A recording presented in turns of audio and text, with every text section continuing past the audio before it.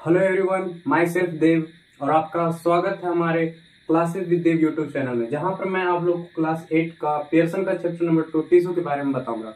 तो आखिर पियर्सन ही क्यों? एनसीईआरटी से भी बता सकता था।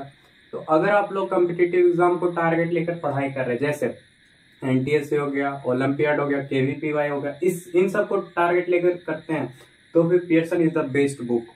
और पियर्सन क्या है, नीट का बेसिक्स भी बनाता है। अब ये नीट क्या है?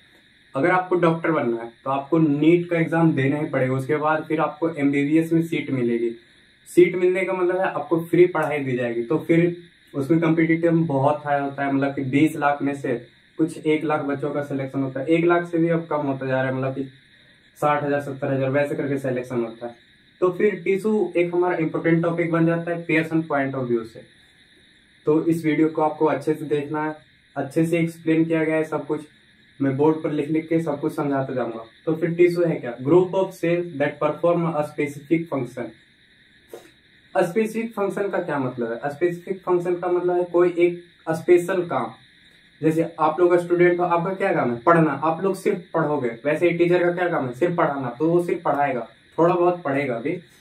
मे बी ये group of cell maybe similar और डिसिमिलर, मतलब कि सिमिलर भी हो सकता है, डिसिमिलर भी हो सकता है। जैसे सेल बहुत सारे होंगे, उसमें कुछ सिमिलर सेल्स भी होंगे, कुछ डिसिमिलर सेल्स भी होंगे।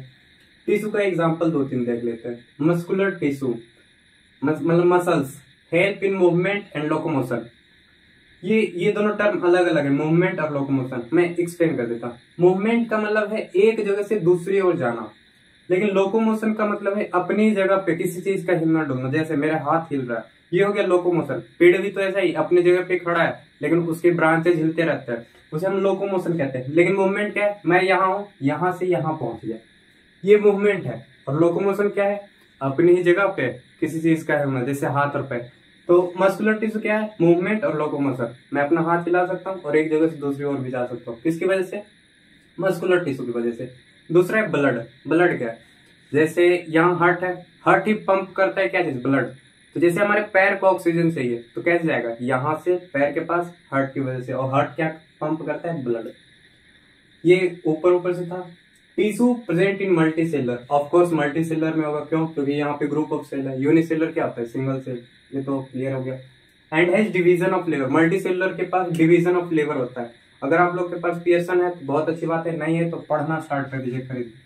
डिवीजन ऑफ लेवर का मतलब है कि special organ for a special function. Special organ for a special function. जैसे अब खाना खाना है हम लोग को, किस चीज से खाएंगे? माउथ से। तो स्पेशल ऑर्गन हो गया क्या चीज? माउथ। किस चीज के लिए? खाना खाने के लिए। रेस्पिरेशन मतलब सांस लेना या फिर सांस छोड़ना, किसकी वजह से? नाक की वजह से। तो वो स्पेशल ऑर्गन हो गया। I hope division of labour भी क्लियर हो गया होगा। अब इसमें 2 टाइप्स होगा, plant tissue, animal tissue. Plant tissue में 2 पार्ट आते हैं, मेरिस्टेमेटिक और परमानेंट। एनिमल टिश्यू में एपिथेलियल, कनेक्टिव, मस्कुलर, नर्वस। इन सब को हम डिटेल में ही पढ़ेंगे, एनिमल और प्लांट्स को। तब वीडियो लंबी बनेगी और उसे ही देखकर आप किसी कॉम्पिटिटिव एग्जाम्स में रैंक अच्छा ला सकते हैं। एक बीएचयू भी होता है, वहां पे भी आप क्लास 9th में और क्लास 8 मतलब क्लास 8 के पढ़ने के बाद 9th में भी पढ़ना पड़ेगा पियर्सन। उसके बाद फिर क्लास 11th में भी वहां पे फॉर्म भरता है। कॉम्पिटिटिव एग्जाम्स के बारे में नॉलेज इकट्ठा कीजिए, पियर्सन बहुत हेल्प करेगा सभी कॉम्पिटिटिव एग्जाम्स के लिए। क्यों? एनसीईआरटी सिर्फ बेसिक रहता है, लेकिन ये जो जितना भी आप पियर्सन पढ़िएगा वो क्लास 11 12th का बेसिक होगा।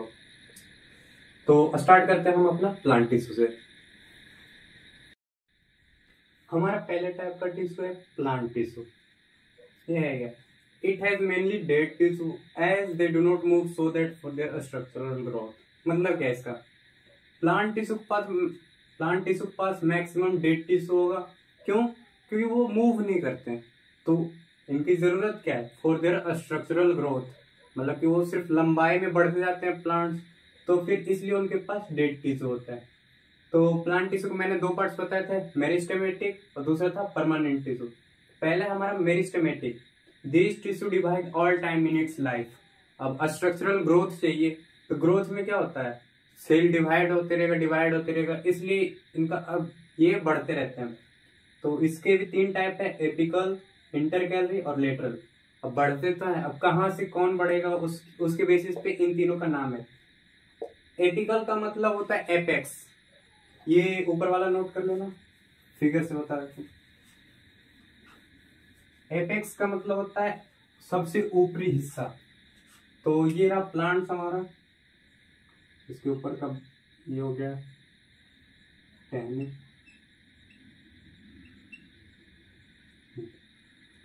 और यहां से आता है हमारा रूट,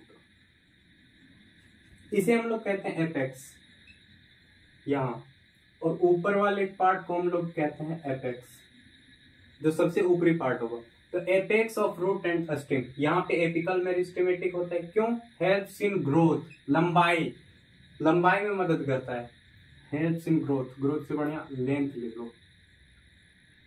तो पहला हमारा एपिकल, दूसरा intercalary, regeneration of parts, nodal region of twigs and lips.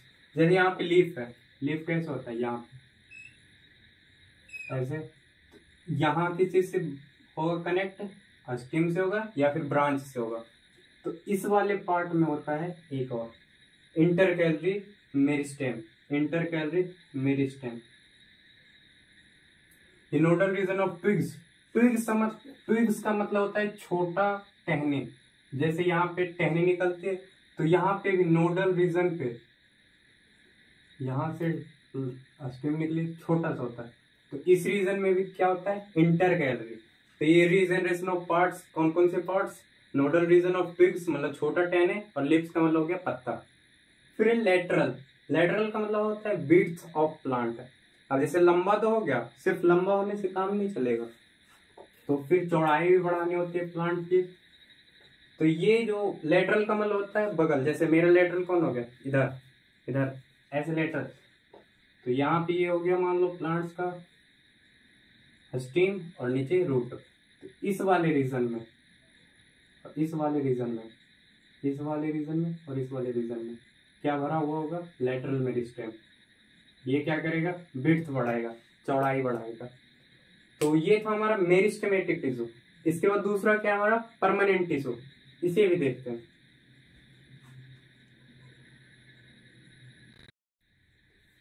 Plant tissue के दो पार्ट, मेरिस्टेमेटिक और परमानेंट।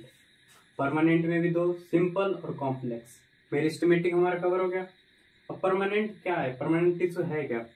जैसे इसमें क्या बताया था, सेल डिवीजन लगातार होते रहते हैं थ्रू आउट द लाइफ, मतलब होल लाइफ में मेरिस्टेमेटिक टिश्यू होते रहते हैं, सेल डिवाइड होते रहते हैं, होते रहते हैं। तो after some time of cell division, किसका, मेरिस्टेमेटिक टिश्यू का, they take a specific role and lose their ability to divide। मतलब कि मेरिस्टेमेटिक टिश्यू जो नया सेल बनाता है वो क्या बन जाता है, परमानेंट बन जाता है। कैसे, उसने कहा भाई मुझे ये काम दे दो, इसके अलावा और मैं कुछ काम करूंगा ही नहीं, तो वो बन जाता है परमानेंट टिश्यू। अब इसमें भी दो होते हैं, सिंपल और कॉम्प्लेक्स। सिंपल जो एक टाइप ऑफ सेल से बना, और कॉम्प्लेक्स जो एक से अधिक टाइप ऑफ सेल से बना। तो simple permanent made up of one type of cell. इसके भी तीन पार्ट होते हैं, पैरेंकाइमा, कोलेंचाइमा, स्क्लेरेंचाइमा। सिर्फ टाइप्स ही टाइप्स हैं, अगर पढ़ने बैठो तो कुछ ज्यादा ही है, लेकिन कोई नहीं, अब बुक में दिया गया है, पढ़ना तो पड़ेगा। इसके बारे में बता दूं, हो सके तो आप ये नोट कर लो, मैं रब कर दे रहा हूँ, क्यों, तो समझाने में आसानी होगी। हो गया होगा। प्लांट टिश्यू के दो पार्ट, परमानेंट, मेरिस्टेमेटिक। परमानेंट में दो, सिंपल, कॉम्प्लेक्स। ये सिंपल का तीन है, पैरेंचाइमा, कुछ लोग चाइमा कहते हैं, कुछ लोग काइमा कहते हैं, जो भी हो। इसमें स्ट्रक्चर क्या है, लिविंग सेल और लार्ज। ये लिविंग सेल होते हैं, ये भी लिविंग सेल होता है, ये डेड सेल होता है। लार्ज सेल होते हैं, मतलब बड़े बड़े सेल्स होंगे, ऐसा कुछ। इरेगुलर होते हैं, सॉरी इरेगुलर ये सब अभी नहीं। Loosely pack with large intercellular space, इसको समझते हैं। ये लूजली पैक्ड होते हैं, जैसे मतलब क्या है, सॉलिड, लिक्विड, गैस, आप लोगों ने सब पढ़ा होगा। सॉलिड में क्या होता है, उसके पार्टिकल्स क्लोजली पैक्ड होते हैं, लेकिन वही लिक्विड, पानी अगर जो गिर जाए तो वो बहने लगता है, तो वो लूजली पैक्ड होता है। वैसे यहाँ पे इन दोनों के बीच में जो स्पेस होगा, वो पहले तो ये दोनों से लूजली पैक्ड होंगे, मतलब कि एक यहाँ है तो एक यहाँ होगा, इन दोनों के बीच में स्पेस होगा। And with large intercellular space, मतलब इन दोनों के बीच में जो स्पेस होगा वो दिख रहा है हमें, इसे लार्ज इंटरसेल्युलर स्पेस कहते हैं। अब इसका क्या है, living cell and polygonal, spherical भी हो सकता है, पॉलीगोनल भी हो सकता है, इसमें लार्ज कॉलेनचाइमा हो गया। Cells are thick at corners due to deposit of cellulose, इसे समझते हैं। आपके बुक में सिर्फ ये दिया है cells are thick at corners, क्या मतलब है, ये हो गया कॉर्नर्स।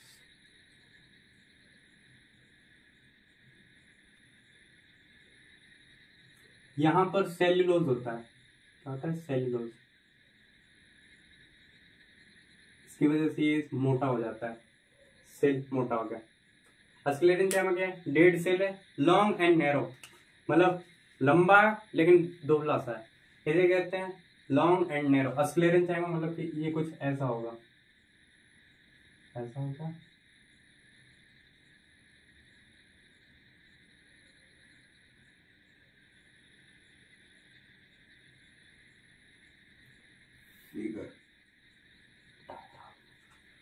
इनका जो सेल्स वॉल होता है वो थिक होता है, दिख रहा होगा, ये जो बाल बनाया मैंने ये थिक होगा, क्यों, क्योंकि इसमें क्या होता है, लिग्निन होता है, लिग्निन।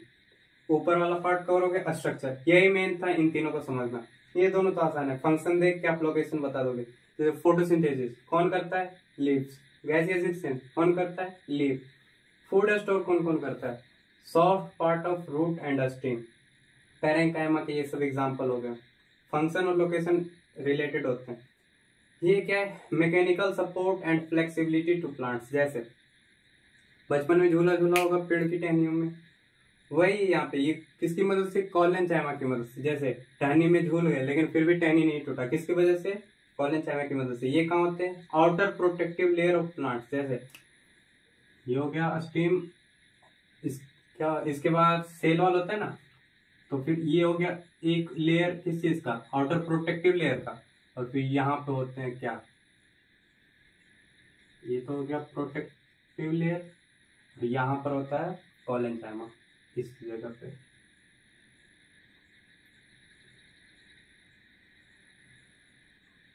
ये प्रोटेक्टिव लेयर और ये है कॉलेनचाइमा, ये है प्रोटेक्टिव लेयर और ये है क्या है, कॉलेनचाइमा। ये भी हो गया हमारा कवर। फिर स्क्लेरेंचाइमा, ये कहाँ कहाँ होता है, ये मैकेनिकल सपोर्ट देता है, लेकिन इस बार ये प्लांट्स को नहीं दे रहा, किस दे रहा है, ऑर्गन्स ऑफ प्लांट। जैसे ऑर्गन्स में हो गए लीव्स हो गए और फ्रूट हो गए। अब इसका एक एग्जांपल है वॉल्स ऑफ नट। जैसे अखरोट, उसका क्यों होता है वॉल्स, मतलब अखरोट तो सबने खाया होगा, उसे फोड़ने में कितना दिक्कत होता है, किसकी वजह से, स्क्लेरेंचाइमा की मदद से। और एक है कोकोनट हस्क, मतलब एक ये नारियल हो गया, इसके ऊपर हस्क होता है, मतलब कि बाल जैसा कुछ नारियल के। तो ये भी बहुत ही स्ट्रांग होता है, खींचते रहोगे फिर भी नहीं खींच के, मतलब कि टूटेगा, किसकी वजह से, स्क्लेरेंचाइमा की मदद से। अब शायद इतना देर वीडियो देखा होगा, नींद आ रही होगी आप लोग को। चलो एक क्वेश्चन दे रहा हूँ, सब लोग तैयार। अब मैं पूछ रहा हूँ, सिंपल सा क्वेश्चन है। ये यहाँ पे घास है, मान लो घास है, उतना अच्छी ड्राइंग नहीं है मेरी, घास है, एक बकरी आती है, इतना घास को खा जाती है, चलो गायब कर दिया। अब बताओ ये अगले दिन ही फिर से हो जाएगी 2-3 दिनों में, किस टिश्यू की मदद से। अगर जानते हो तो फिर जरूर कमेंट करना, नहीं जानते तो कमेंट में देखो या फिर गूगल से देखो, बस इसका आंसर देख लो, पता कर लो, कॉम्पिटिटिव एग्जाम्स में आते हैं। अब इसके बाद है हमारा कम्प्लेक्स। कम्प्लेक्स में क्या होता है, more than one type of cell, तो उसमें भी 2 होते हैं, जाइलम और फ्लोएम। कम्प्लेक्स का मतलब है कम्प्लेक्सिसिटी, मतलब कि उसे पढ़ने में ज्यादा तकलीफ होगी। तो रेडी हो जाओ, कमर कस लो, अब हम लोग पढ़ेंगे complex tissue, complex permanent tissue.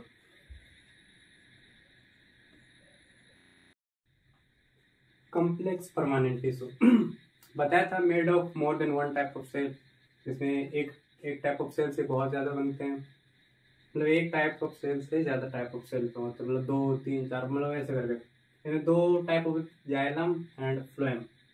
Xylem का क्या काम है, फ्लोएम का क्या काम है। जाइलम का सिंपल है, वाटर और मिनरल को पहुंचाना, और फ्लोएम का क्या काम है, फूड मटेरियल को पहुंचाना। अभी वाटर और मिनरल्स कहाँ से आता है, रूट से आता है, बारिश होती है, पानी कहाँ जाता है, फिर रूट में जाता है, फिर रूट से कहाँ पहुंचेंगे, लीफ तक। तो इसी प्रोसेस को, मतलब रूट से लीफ तक पहुंचाने में कौन मदद करता है? Xylem tissue. फूड मटेरियल का क्या मतलब है? जैसे फोटोसिंथेसिस का प्रोसेस आप लोगों ने जरूर पढ़ा होगा। CO2 plus H2O gives sunlight with help of chlorophyll gives C6H12O6 plus oxygen। मतलब क्या है इसका? अगर नहीं जानते हो तो कार्बन डाइऑक्साइड और वाटर। कार्बन डाइऑक्साइड कहाँ से आता है? हम लोग ह्यूमन कार्बन डाइऑक्साइड छोड़ते हैं, पोल्यूशन भी हम ही लोग फैलाते हैं, मतलब कि इंडस्ट्री से पोल्यूशन होता है और फिर फैक्ट्री से पोल्यूशन होता है, तो हम ही लोग जिम्मेदार हुए ना, जो कि बहुत बुरी बात है। CO2 प्लस H2O, ये H2O क्यों जरूरी है? वाटर। और ये सनलाइट क्यों जरूरी है? क्लोरोफिल क्यों जरूरी है? ये सब फोटोसिंथेसिस का प्रोसेस है, जो कि मैं कभी ना कभी कवर करूंगा। गिव C6H12O6, मतलब ये क्या है? ये है हमारा ग्लूकोज, और फिर ऑक्सीजन देता है, तभी हम लोग सांस लेते हैं। मान लो पेड़ ही ना हो तो फिर ऑक्सीजन लेने में दिक्कत हो जाएगी। तो इसको हम फूड मटेरियल कहते हैं। किसका? प्लांट्स का फूड मटेरियल कौन हो गया? ग्लूकोज। फोटोसिंथेसिस बहुत जरूरी है, हर हमेशा यूज में आएगा। जाइलम के 4 parts, tracheids, vessels, parenchyma, fibres. अब ये सब मैंने क्या बनाया, बुक में तो है नहीं, थोड़ा सा ओवरव्यू, मतलब कि आगे जाके दिक्कत ना। तो ट्रैकेट्स है hollow cells through which water pass, मतलब कि इसमें छोटे छोटे छेद होते हैं जिससे वाटर अंदर बाहर होता रहता है। तो ये फिगर बना लेना, आसान हो जाएगा, देख के पता चल जाएगा, अरे हाँ इसमें छोटे छोटे छेद तो हैं, इससे वाटर अंदर बाहर आ सकता है। वाटर ही हमारा मेन है इसमें। वेसल्स क्या है? वेसल्स है cylindrical tube which are placed one above another, पहले एक, फिर दो, फिर तीन, फिर चार, मतलब कि एक के ऊपर एक के ऊपर एक। अच्छा अब मैं सिंपल पूछ रहा हूँ, इसमें ज्यादा पानी अंदर बाहर जाएगा या फिर इसमें ऊपर जाएगा ज्यादा पानी? ऑफकोर्स इसमें जाएगा। क्यों? दिख रहा है कि इसमें अंदर, मतलब जैसे एक पाइप में छेद हो गया, उससे ज्यादा पानी बाहर निकलता है, या फिर पाइप के अंदर से ज्यादा पानी जाता है, ये पाइप के अंदर से ज्यादा पानी जाएगा तो इसमें ज्यादा पानी ऊपर जाता है। फिर पैरेन्काइमा या फिर पैरेन्काइमा, ये वो वाला पैरेन्काइमा नहीं है, ये है जाइलम पैरेन्काइमा। मैंने जाइलम नहीं लिखा, xylem vessel, xylem ट्रैकेट, xylem fibre.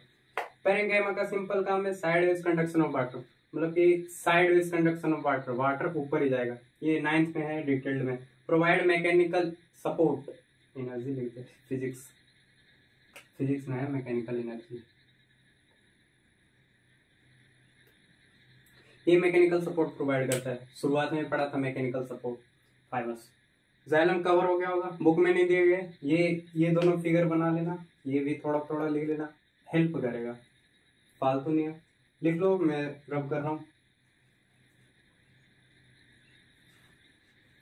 फिर ये बता रहा हूं इसका फिगर।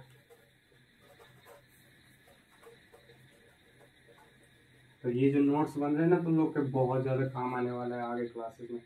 सिव ट्यूब, देखो बायो में मेन मीनिंग से अगर स्पेलिंग जानते हो, सिव का मतलब होता है चलने, जो आटा जिससे नहीं चलता है, जिससे हस्क बाहर रह जाता है और आटा नीचे चला जाता है, उसी को सिव कहते हैं। तो सिलिंड्रिकल विथ परफोरेटेड एंड्स, जैसे क्या है मतलब, ये हो गया सिलिंड्रिकल,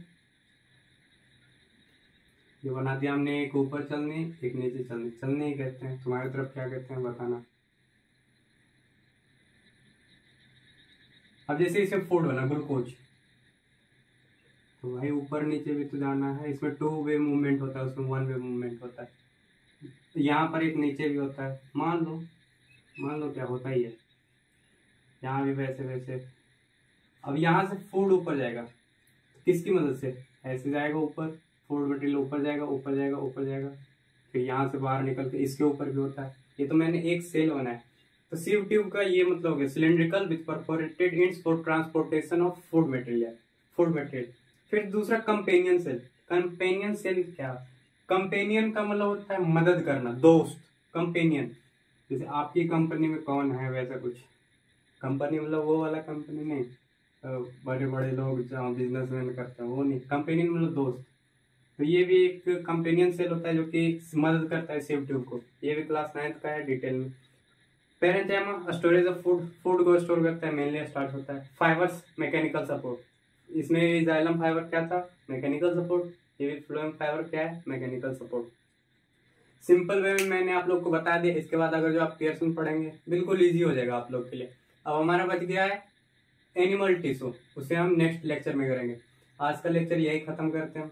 और हाँ, पियर्सन इसलिए पढ़ो क्योंकि इसमें डिटेल में सब कुछ दिया गया है। एनसीईआरटी में कुछ भी नहीं है, सीधा बात यही है। एनसीईआरटी आप एक बार पढ़ लेना और पियर्सन एक बार पढ़ लेना, दोनों में आसमान जमीन का अंतर है। और ज्यादा क्या ही बताना है, उस आप पियर्सन पढ़ के कॉम्पिटिटिव एग्जाम्स की तैयारी के लिए कर सकते हो। हमारा मेन गोल रहेगा वो होगा नीट, और आप आईआईटी की तरफ जा सकते हैं पीसीएम लेके, फिजिक्स केमिस्ट्री मैथ। जैसे मैं तो बायो अभी बता रहा हूँ, देखता हूँ आगे क्या प्लान होता है। तो that's for all the lecture. Thank you.